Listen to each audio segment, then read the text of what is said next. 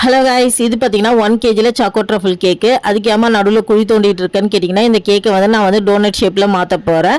அதனால தான் இதுக்கு நடுவில் குழி தோண்டிட்டு இருக்கேன். சைட்லேயும் வந்து லைட்டாக கட் பண்ணி எடுத்துக்கிறேன். ஏன்னா டோனட் வந்து முழுக்கட்டின்னு தான் இருக்கும். ஃபுல்லாகவே கட் பண்ணி எடுத்ததுக்கப்புறமா இந்த கேக்கை வந்து ஐசிங் பண்ண போகிறேன். கஸ்டமர் வந்து விப்பிங் க்ரீம் வேணாம்னு சொல்லிட்டாங்க. அதனால் வந்து ஃபுல்லாகவே வந்து ஒயிட் சாக்லேட் கனாஷ் வச்சு தான் ஃபுல்லாகவே வந்து ஐசிங் பண்ணி எடுத்துக்கிறேன். ப்ரௌன் கலரில் இருக்குல்ல டோனட், அதுக்கேற்ற மாதிரி ஐசிங் பண்ணதுக்கப்புறமா மேலே டோனட் மேலே வந்து அந்த சாக்லேட் ட்ரிப் இருக்குல்ல, அதுக்காக வந்து பிங்க் கலரில் வந்து ட்ரிப்பிங் கொடுத்தா நல்லாயிருக்கும் அப்படின்னு சொல்லிட்டு பிங்க் கலரில் சாக்கோ ட்ரஃபிள் தான் எடுத்திருக்கேன். ஃபுல்லாகவே அப்ளை பண்ணதுக்கப்புறமா லைட்டாக வந்து ஸ்க்ரேப்பர் வச்சு வந்து நீட்டாக ஐசிங் பண்ணி எடுத்துக்கிட்டேன். அதுக்கு மேலே வந்து ஸ்ப்ரிங்கிள்ஸ்க்கு வந்து கலராக வந்து ஃபவுண்டனில் தான் கட் பண்ணி போட்டிருந்தேன்.